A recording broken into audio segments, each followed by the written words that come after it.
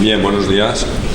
Quisiera agradecer en primer lugar al Servicio de Obstetricia y en concreto al doctor Tormos y al doctor Martínez el enorme esfuerzo que hacen para organizar este curso y la posibilidad y el hecho de habernos invitado a participar en él.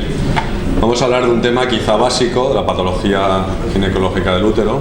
Ayer, a partir de las 9 menos cuarto hasta las 10:30, que empezaba la charla, coincidiendo, no sé qué había en la tele, parecía que habían gritos por la finca y eso.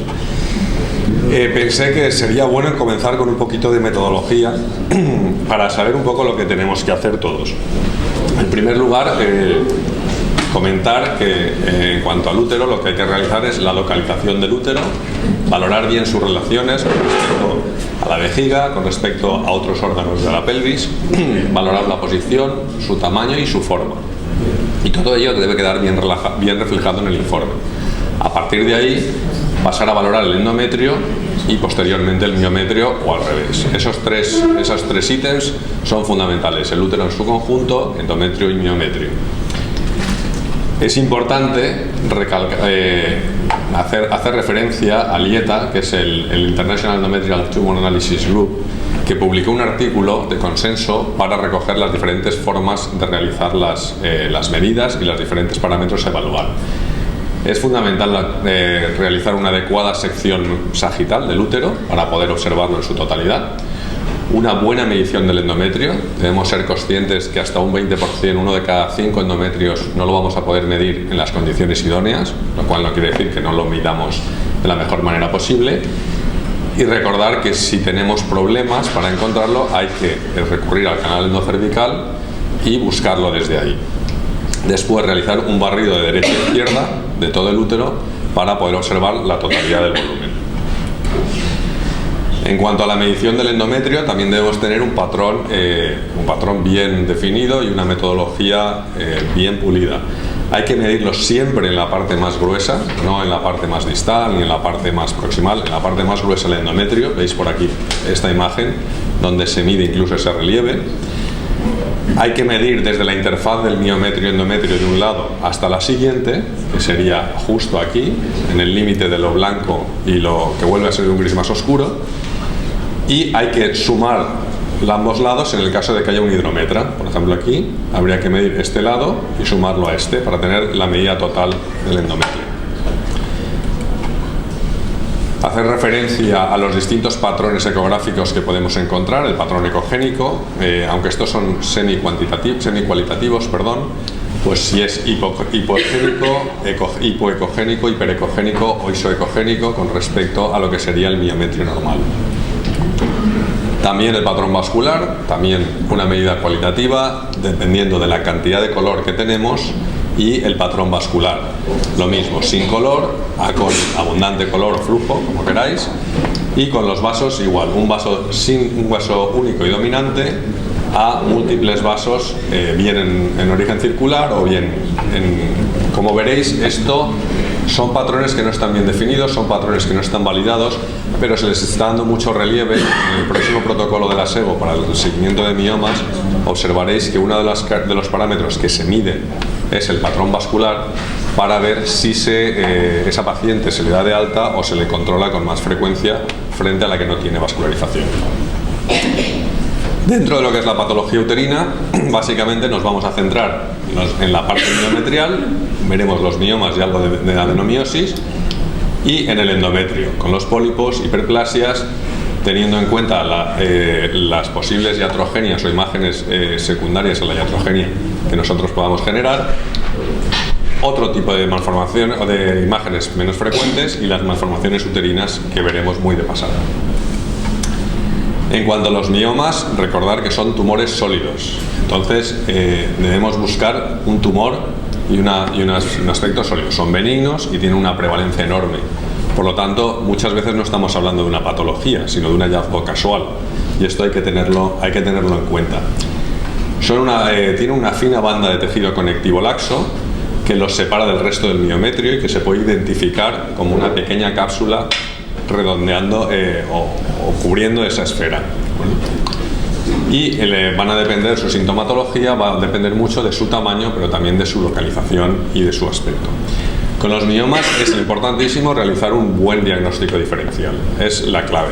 Una vez hemos identificado que se trata de un mioma y no otra cosa, donde hay que destacar las masas ováricas, que a veces se dan en los miomas pediculados, en los miomas subserosos, adenomiomas, que es una patología pues no tan frecuente, pero con muy mala tolerancia por parte de la paciente y muy mala solución médica, alguna malformación uterina, pólipos placentarios en los que están en la cavidad y sobre todo los sarcomas, que como veremos son muy difíciles de diagnosticar y pues tienen un pronóstico muy malo. En cuanto al diagnóstico, tendremos todos estos parámetros: tamaño y número, localización y forma. Estos tres parámetros van a ser fundamentales para la correlación clínica del mioma y el seguimiento de la paciente. Y la ecoestructura, englobando la vascularización, la ecogenicidad, calcificaciones y degeneración, que va a ser el parámetro más importante quizás para el diagnóstico diferencial dentro de los miomas. El número debemos registrarlo bien, porque es frecuente hacer una ecografía, centrarse en el mioma mayor y a veces no olvidarnos de reflejar en el informe o reflejar en las notas otros miomas que pueda haber. Y es importante realizar un barrido uterino completo, de lado a lado, en el corte sagital, y de arriba abajo en el corte coronal, para no dejarnos ninguno. En cuanto al tamaño, debemos medir el tamaño de cada mioma. Realmente a nivel clínico es importante destacar el diámetro mayor como medida más eficaz. Cuando leáis la literatura, muchos artículos están reflejados en volumen.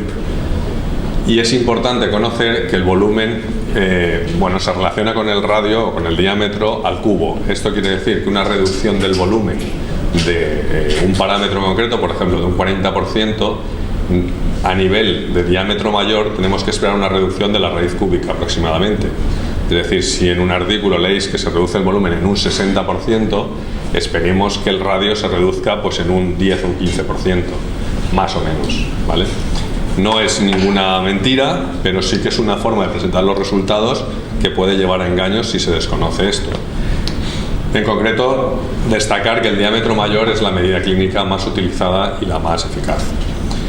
Y recordar que, una vez más, como diría el doctor Domingo si estuviera aquí, la eco abdominal es una herramienta de gran ayuda, sobre todo en miomas de gran tamaño, en miomas que salen de la pelvis y que a veces se nos pueden perder en la ecografía transvaginal.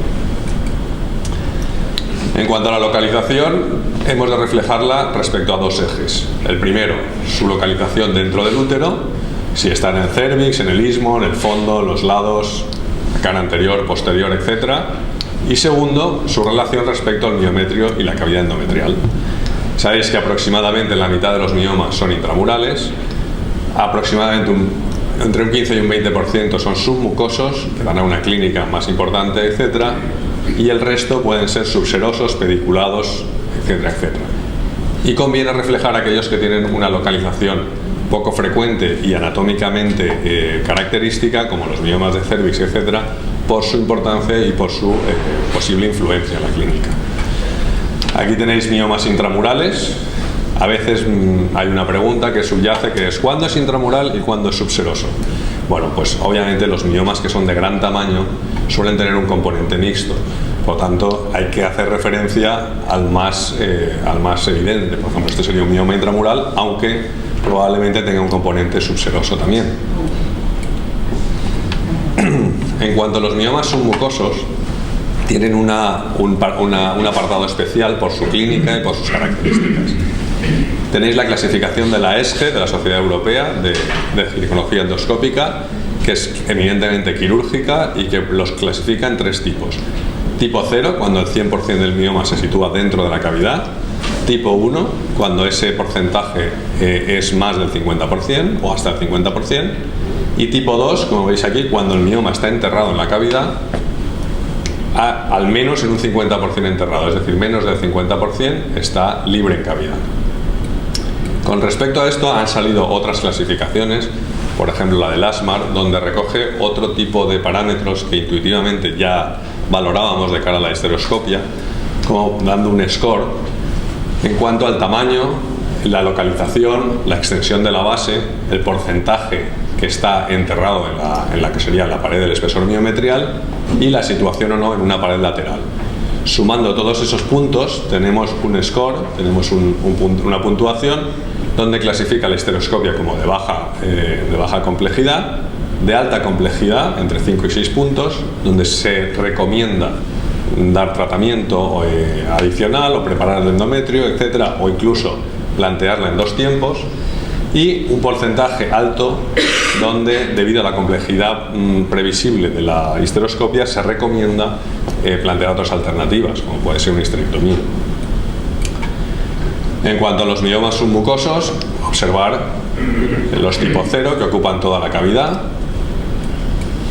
los tipo 1, donde ya encontramos una parte que entra dentro de la cavidad, y los tipo 2, donde observamos que están enterrados en más de la mitad. A veces el intentar trazar una línea imaginaria entre lo que sería la continuación de la cavidad endometrial y lo que sería el final donde se ve la cavidad endometrial nos permite valorar el porcentaje de mioma que tenemos dentro de la cavidad. Bueno, nosotros en realidad con la ecografía diagnosticamos el tipo de mioma y no precisamos de más tratamientos o de más pruebas diagnósticas, como puede ser una histeroscopia o una histerosonografía en general, en la mayor parte de los casos, y de hecho indicamos las histeroscopias quirúrgicas directamente con ecografía. Hay muchos centros donde sí que requieren histeroscopia diagnóstica o histerosono para valorar el grado de infiltración del mioma dentro de cavidad. Otro tipo de mioma, como un mioma cervical, podéis ver que sale casi en paracervix, y en este caso veis el cervix y cómo se encuentra el mioma alrededor de lo que sería todo el cuello. Esto genera una importante dificultad quirúrgica en el caso de que se quiera intervenir, aunque probablemente ese tipo de mioma sea poco relevante en cuanto a la clínica. Con la vascularización, como os comentaba, existen nuevos vientos que pretenden valorar el pronóstico del mioma respecto a los vasos. Todavía no hay nada definido, todavía no hay nada concreto, son parámetros de impresión del examinador, pero parece ser que los miomas que tienen más vascularización tienden a crecer más y tienden a recurrir más, como por otro lado es lógico. Bueno, observar la caracterización, la vascularización clásica de un mioma, donde se observa la cápsula y los múltiples vasos que entran, a diferencia de lo que podría ser un mioma pediculado o incluso un mioma pariéndose, donde se puede apreciar bien el pedículo hasta el mioma dentro de la cavidad. De momento, el flujo vascular lo tenemos que dejar como una parte más de la ecografía. ¿Qué decir de la ecoestructura de los miomas? Bueno, pues habrá que valorar la ecogenicidad respecto al miometrio, como hemos comentado antes, la cápsula, que nos defina bien la forma y su regularidad, y la posible degeneración. La degeneración no implica acercarse a la malignidad, sino implica un tipo de mioma que va a ser normal con unas características propias. La degeneración hialina, donde tenemos la sustitución de músculo por tejido conectivo, y sustancia amorfa, que va a ser la más importante dentro del mioma, y que va a darnos una visión especial, una imagen característica que luego veremos. La calcificación, que es muy típica de la menopausia, donde se puede ver imágenes hiperecogénicas, la necrobiosis aséptica o zonas de infarto, que vienen caracterizadas por alteraciones vasculares que generan zonas lacunares dentro del mioma, coincidiendo con zonas sólidas. Los lipoleiomiomas, que implican degeneración grasa, que también veremos alguna a continuación, y otro tipo de degeneraciones, quística, mixomatosa, mucoide, grasa, incluso la maligna, la sarcomatosa, que a día de hoy se discute mucho si esa degeneración realmente existe o si estamos hablando de dos estirpes totalmente distintas. La que sería la de los miomas, que no degeneraría en sarcomas, y por otro lado la de los sarcomas, que desde el inicio ya tendrían una alteración cromosómica y unas características malignas. Aquí veis degeneración hialina con una zona anecogénica negra dentro de lo que sería el mioma, de sustancia amorfa, que no implica ningún tipo de malignidad. Estas son las calcificaciones típicas, cuanto más se acerca la deshidratación del mioma. Esta imagen típica de la menopausia, con calcificación en los bordes de la esfera del mioma. Pueden ser difusas, pueden ser más bien circunscritas, tampoco reflejan ningún tipo de patología. Los lipoleiomiomas son miomas grasos que tienen la característica de verse circunscritos, de una ecogenicidad muy aumentada y con bordes no tan regulares. Tampoco tienen ninguna, hasta ahora no vamos a comentar ninguna patología maligna ni nada que pueda ser premaligno, sino características concretas de los miomas. La degeneración mucoide, con una textura que asemejaría a un endometrioma, localizada, regular, también dentro del mioma.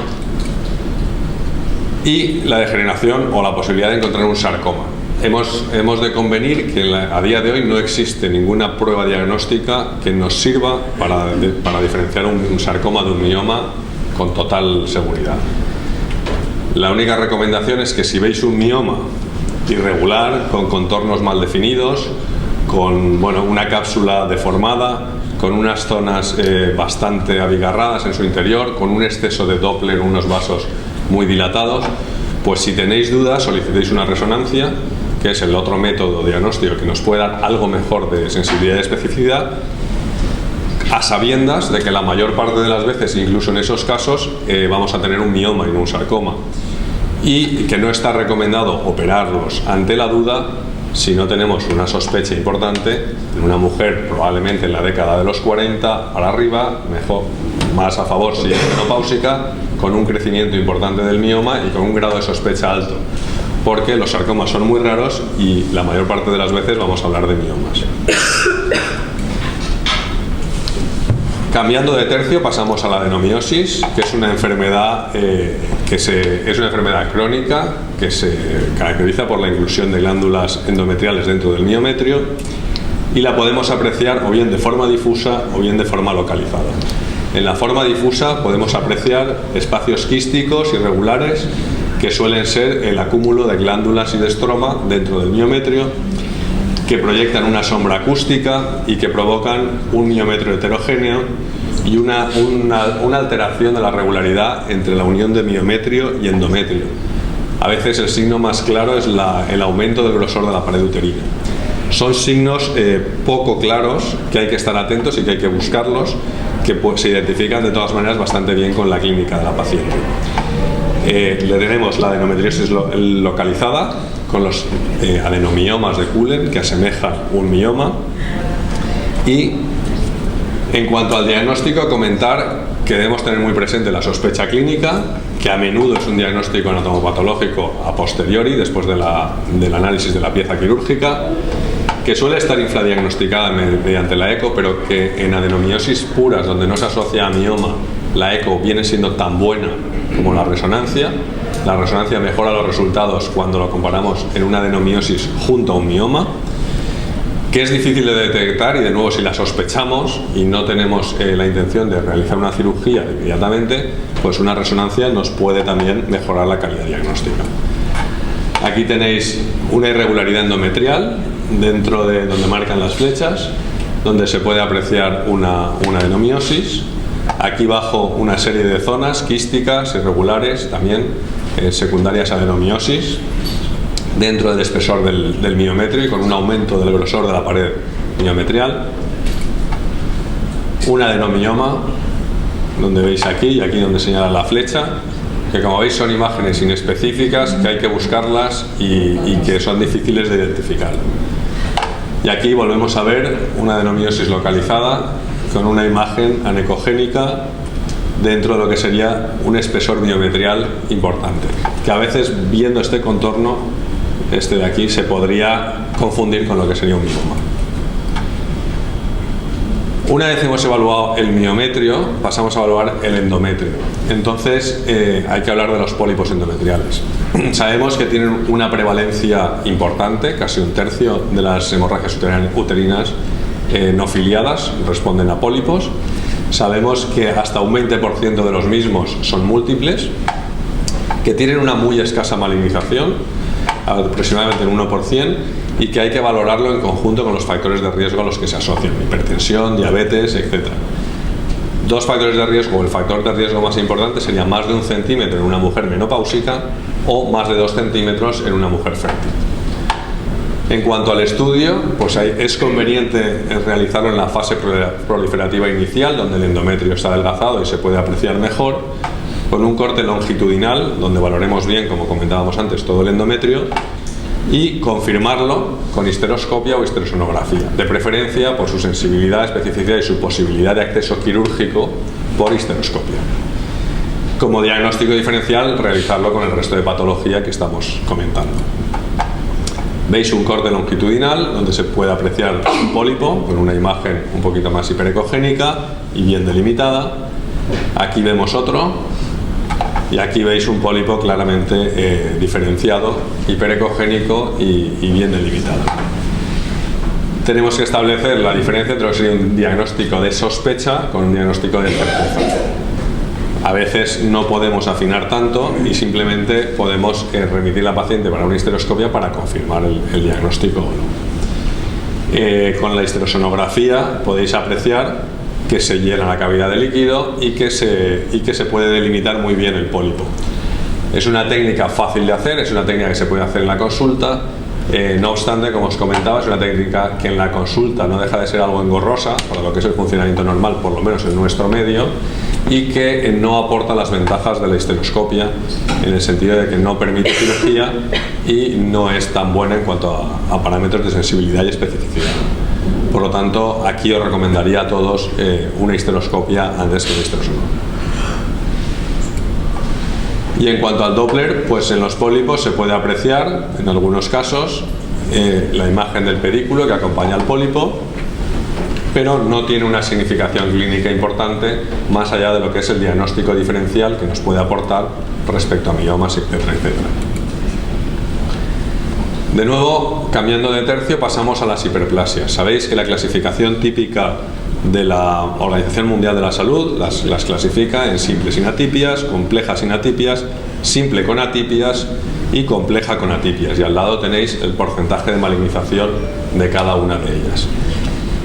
En los últimos estudios y en este artículo que tenéis reseñado abajo, se ha visto que la concordancia que existe entre diversos patólogos ante la misma muestra en la clasificación de la WHO es muy mala, no llega al 30%. Es decir, un patólogo puede clasificar la hiperplasia simple y el siguiente de compleja con bastante frecuencia.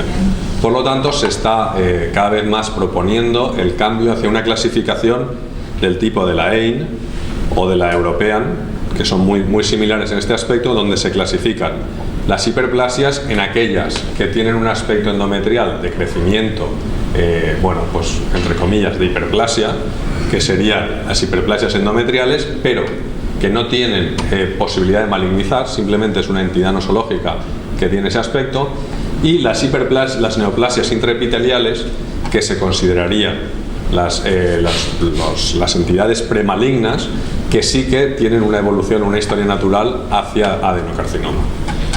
Dentro de estas hiperplasias endometriales englobaríamos lo que sería la imagen típica del tamoxifeno y las imágenes de los PAEC, que son las que producen los moduladores selectivos del receptor de la progesterona, donde se aprecian, pues a veces, como en el tamoxifeno, líneas aumentadas, glándulas que se pueden apreciar y aumento de la línea endometrial en general.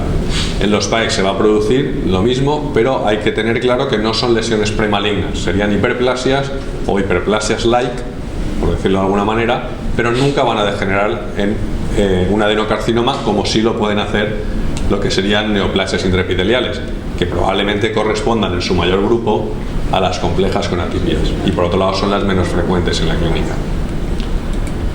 Dicho esto, podéis apreciar la hiperplasia endometrial con el grosor del endometrio. Puede ser una hiperplasia focal realizada en un punto, hay que tener mucha vista y buscarla para poder ver eso y luego confirmarlo con histeroscopia, o pueden ser hiperplasias generalizadas.